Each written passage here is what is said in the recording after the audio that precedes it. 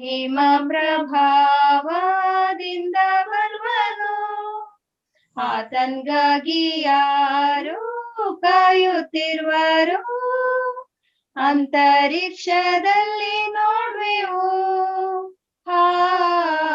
ಆತನನ್ನು ಎದುರುಗೊಳ್ಳುವೆವು. ಮಾತನ್ ಕೊಟ್ಟು ಹೋದನು, ಬೇಡಾರ ಸಿದ್ಧ ಮಾಡಿ, ಮಾತನ್ ಕೊಟ್ಟು ಹೋದನು, ಬೇಡಾರ ಸಿದ್ಧ ಮಾಡಿ, ತಾನಿರುವಲ್ಲಿಗೆ ಒಯ್ವನು, ಎಂತ ಮೂಲ್ಯ ಭಾಗ್ಯವೇ, ಎಂತ ಮಹಾ ಹರ್ಷದಿನ. ನಿನ್ನ ಪಾಪ ಭಾರ ನೀಗಿ ಹೋಗಿದೋ, ಬಿಡುಗಡೆ ಕ್ರಿಸ್ತನಲ್ಲಿ ಕಂಡಿಯೋ, ಕರ್ತ ಬರುವಾಗ ಸಿದ್ಧನಿದ್ದೀಯೋ, ನಮ್ಮ ಕರ್ತ ಬರುವ ನಿಶ್ಚಯ, ಆತನನ್ನು ಎದುರುಗೊಳ್ವಿಯೋ.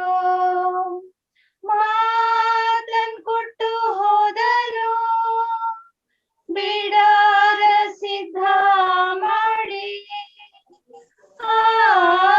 ಮಾತನ್ ಕೊಟ್ಟು ಹೋದನು, ಬಿಡಾರ ಸಿದ್ಧ ಮಾಡಿ, ತಾನಿರುವಲ್ಲಿಗೆ ಒಯ್ವನು, ಎಂತ ಮೂಲ್ಯ ಭಾಗ್ಯವೇ, ಎಂತ ಮಹಾ ಹರ್ಷದಿನ.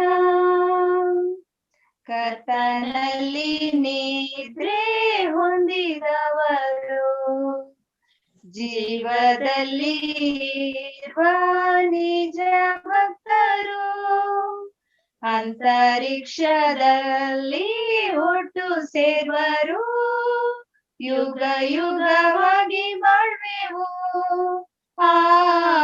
ಪ್ರಾಣ ಪ್ರಿಯನೊಂದಿಗಿರ್ವೆವು. ಮಾತನ್ ಕೊಟ್ಟು ಹೋದನು, ಬಿಡಾರ ಸಿದ್ಧ ಮಾಡಿ, ಮಾತನ್ ಕೊಟ್ಟು ಹೋದನು, ಬಿಡಾರ ಸಿದ್ಧ ಮಾಡಿ, ತಾನಿರುವಲ್ಲಿಗೆ ಒಯ್ವನು, ಎಂತ Moolya Matthew Kadur uncle. Okay, thank you, brother. Thank you. Good evening to all. Praise the Lord. It's nice to be back studying God's word with all of you. ಎಲ್ಲರಿಗೂ ಶುಭ ಸಾಯಂಕಾಲ. ಮತ್ತೊಂದು ಆವರ್ತಿ ಈ ರೀತಿಯಾಗಿ ವಾಕ್ಯವನ್ನ ಅಭ್ಯಾಸ ಮಾಡೋದಕ್ಕಾಗಿ ನಾವೆಲ್ಲರೂ ಸೇರಿ ಬರ್ಲಿಕ್ಕಾಗುವಂತೆ ಅನುಕೂಲ ಆಗಿದೆ. ಅದಕ್ಕಾಗಿ ನಾನು ಕರ್ತನಿಗೆ ಸ್ತೋತ್ರ ಸಲ್ಲಿಸುವಂತನಾಗಿದ್ದೇನೆ. Just want to do a quick review. ನಾವು ಕಳೆದಂತಹ ವಿಷಯಗಳನ್ನ ಒಂದು ಇನ್ನು ನೋಟವನ್ನ ನೋಡಿಕೊಂಡು ನಾವು ಮುಂದಕ್ಕೆ ಹೋಗೋಣ. We talked about these things, I think on day one, when the first day we met. ನಾವು ಮೊದಲನೇ ದಿನದಲ್ಲಿ ಆ ಒಂದು ಪಾಠದಲ್ಲಿಯೇ ಪ್ರಾರಂಭ ಮಾಡಿದಂತಹ ವಿಷಯ ಇದಾಗಿದೆ. We talked about the God's desire is not, when we sow the seed, is not just to have the small seedling come up or even a small plant, but to have a big fruit-bearing mature church, mature tree. That's what God wants. ದೇವರ ಉದ್ದೇಶವೇನೆಂದು ನೋಡುವಾಗ ದೇವರ ಉದ್ದೇಶವು ಒಂದು ಬೀಜವು ಮೊಳೆತು ಅದು ಒಂದು ಕೇವಲ ಸಸಿಯಾಗಿ ಮಾತ್ರ ಉಳಿಯುವುದಲ್ಲ, ಅದು ಕ್ರಮೇಣವಾಗಿ ಬೆಳೆದು ಒಂದು ಸಸಿಯಾಗಿ ಒಂದು ಮರವಾಗಿ ನಂತರ ದೊಡ್ಡದಾಗಿರುವಂತಹ ಹೆಮ್ಮರವಾಗಿ ಬೆಳೆದು ಫಲ ಕೊಡಬೇಕೆನ್ನುವುದಾಗಿ ದೇವರ ಉದ್ದೇಶದ ಒಂದು ಕಾರ್ಯ ನೋಡುತ್ತೇವೆ. Okay, now as we see these days, this is very, very rare. It's not happening as much as it should. ಎಷ್ಟು ಪ್ರಮಾಣದವರೆಗೆ ಈ ಒಂದು ಕಾರ್ಯ ನೆರವೇರಬೇಕಾಗುತ್ತಾ ಇತ್ತೋ ಅಷ್ಟು ಪ್ರಮಾಣದವರೆಗೆ ಈ ದಿನ ಅದು ಕಾರ್ಯವನ್ನು ನಾವು ಕಾಣುತ್ತಾ ಇಲ್ಲ. lot of believers that we know are between this first picture and the second picture, somewhere there. ಆದರೆ ಎಷ್ಟೋ ಜನ ವಿಶ್ವಾಸಿಗಳು ಇವತ್ತಿನ ದಿನಗಳಲ್ಲಿ ಮೊದಲನೇ ಚಿತ್ರ ಮತ್ತು ಎರಡನೇ ಚಿತ್ರ ಮಧ್ಯಭಾಗದಲ್ಲಿ ಅವರು ಅಲ್ಲಿ ಸಿಲುಕಿಕೊಂಡಿದ್ದಾರೆ. But that's not God's desire. That's not what God wants. ಆದರೆ ಇದು ದೇವರ ಚಿತ್ತವಲ್ಲ, ಅದು ದೇವರ ಯೋಚನೆ ಅಲ್ವೇ ಅಲ್ಲ. That's why we saw also in Colossians 1:28-29. ಹಾಗೆ ನಾವು ಒಂದು ಕೊಲೊಸ್ಸೆದವರ ಪತ್ರಿಕೆ 1ನೇ ಅಧ್ಯಾಯದ 28-29ನೇ ವಾಕ್ಯದಲ್ಲಿ ನಾವು ಓದುವಂತವರಾಗಿದ್ದೇವೆ. The Apostle Paul said, I strive hard to present very few people in the assembly mature, right? Is that what he said?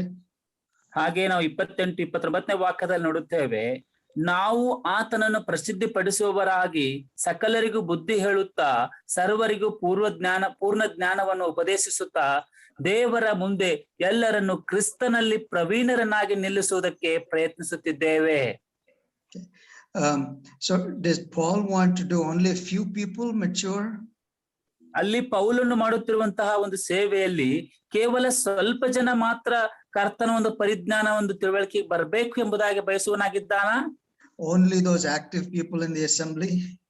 ಕೇವಲ ಸಭೆಯಲ್ಲಿ ಕ್ರಿಯಾ ಚಟುವಟಿಕೆಯಿಂದ ಇರುವಂತಹ ವ್ಯಕ್ತಿಗಳು ಮಾತ್ರ ದೇವರ ಪ್ರವೀಣತೆಗೆ ಬರಬೇಕೆಂಬುದಾಗಿ ಬಯಸುತ್ತಾ ಇದ್ದಾನ?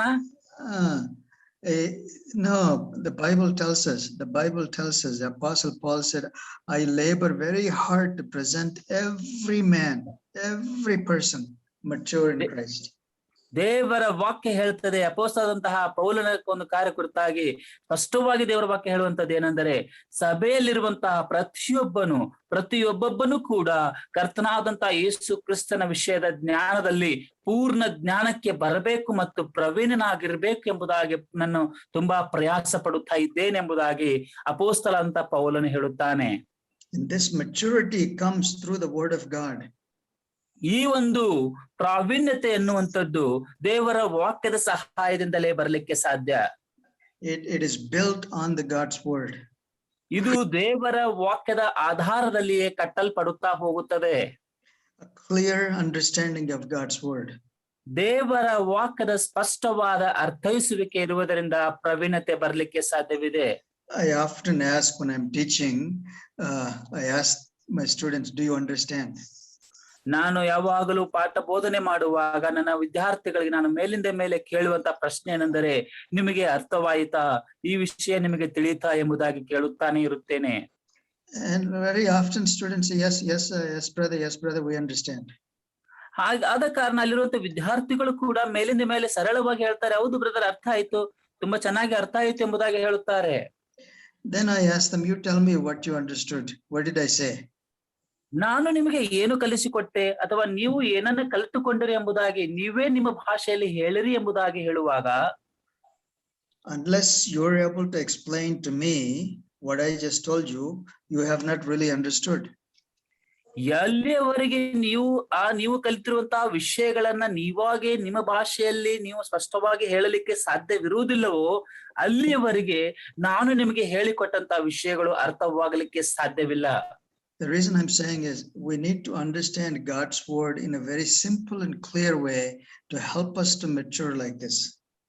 ನಾವು ಬಹಳ ಸ್ಪಷ್ಟವಾಗಿಯೂ ದೇವರ ವಾಕ್ಯವನ್ನು ಸರಳವಾದ ರೀತಿಯಲ್ಲಿ ಅರ್ಥ ಮಾಡಿಕೊಳ್ಳಬೇಕು. ಅರ್ಥ ಮಾಡಿಕೊಳ್ಳುವುದರ ಮೂಲಕವಾಗಿ ನಾವು ಪ್ರವೀಣತೆಗೆ ಬರಲಿಕ್ಕೆ ಸಾಧ್ಯವಾಗುತ್ತದೆ. That means in God's word we need to have the right understanding of who God is. ನಾವು ದೇವರ ವಾಕ್ಯ ಮತ್ತು ವಿಷಯದಲ್ಲಿ ನೋಡುವಾಗ ದೇವರು ಏನಾಗಿದ್ದಾನೆ, ಯಾರಾಗಿದ್ದಾನೆ ಎಂಬುದಾಗಿ ಸ್ಪಷ್ಟವಾದ ಜ್ಞಾನ ನಮಗಿರುವುದು ಬಹಳ ಅವಶ್ಯಕವಾಗಿದೆ. We saw this about worldviews on day one. There's many different ideas about who God is, what sin is, who Satan is. There are many ideas, but then there is a truth in God's word. ನಾವು ಪ್ರಪಂಚದ ದೃಷ್ಟಿಕೋನ ಎಂಬ ವಿಷಯದ ಅಡಿಯಲ್ಲಿ ನಾವು ನೋಡುತ್ತಾ ಬಂದೆವು. ಬೇರೆ ಬೇರೆ ಜನರಲ್ಲಿ ಅವರದೇ ಆಗಿರುವಂತಹ ಒಂದು ದೃಷ್ಟಿಕೋನಗಳು ಇವೆ. ಯಾವ ವಿಷಯಗಳಲ್ಲಿ ನೋಡುವಾಗ ದೇವರು ಅಂದರೆ ಯಾರು, ಮನುಷ್ಯನು ಅಂದರೆ ಯಾರು, ಮನುಷ್ಯ ಮತ್ತು ಹೆಂಗಸಿನ ಕುರಿತಾಗಿ, ಪಾಪದ ಕುರಿತಾಗಿ, ಮರಣದ ಕುರಿತಾಗಿ, ಸೈತಾನನ ಕುರಿತಾಗಿ ಪ್ರತಿಯೊಬ್ಬರಲ್ಲಿ ಅವರವರದೇ ಆಗಿರುವಂತಹ ಒಂದು ದೃಷ್ಟಿಕೋನದ ಆಲೋಚನೆಗಳನ್ನ ನೋಡುತ್ತಾ ಬಂದೆವು. Now we also said, often in our teaching or in our understanding, we focus only on the outside circle, which is our behavior. ನಾವು ನಮ್ಮ ಅವತ್ತಿನ ಒಂದು ಎಲ್ಲ ಬೋಧನೆಗಳಲ್ಲಿ ಸರಳವಾಗಿ ನಾವು ಹೇಳುವಂತದ್ದು ಏನೆಂದರೆ, ನಮ್ಮ ಬೋಧನೆಯ ಒಂದು ಕೇಂದ್ರ ಬಿಂದು ಈ ಒಂದು ಕಂಡು ಬರುತ್ತಿರುವಂತಹ ಸ್ಕ್ರೀನ್ ಮೇಲೆ ಇರುವಂತಹ ಸರ್ಕಲ್ ನ ಹೊರನೋಟದಲ್ಲಿರುವಂತಹ ಹೊರಗಿನ ಸರ್ಕಲ್ ಮಾತ್ರ ನಾವು ಗಮನದಲ್ಲಿಟ್ಟುಕೊಂಡು ಬೋಧನೆ ಮಾಡುತ್ತೇವೆ. ಅದೇನೆಂದರೆ ಬಾಹ್ಯವಾಗಿ ಕಂಡು ಬರುವಂತಹ ವರ್ತನೆಗಳನ್ನು ಬದಲಾವಣೆ ಮಾಡುವಂತಹ ಉದ್ದೇಶದೊಂದಿಗೆ ನಮ್ಮ ಬೋಧನೆ ಇರುತ್ತದೆ ಎಂಬುದಾಗಿ ನಾನು ಮೇಲಿಂದ ಮೇಲೆ ಹೇಳುತ್ತಾ ಬಂದೆನು. We all, I think most of us know, like we're studying the book of Ephesians in our group study here in Bangalore.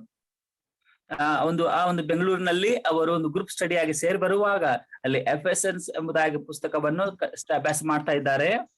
See, in that book or in Paul's writings, he doesn't come to the outside circle first. He goes to the inside circle first. ಈ ಒಂದು ಆ ಪುಸ್ತಕದಲ್ಲಿ ನಾವು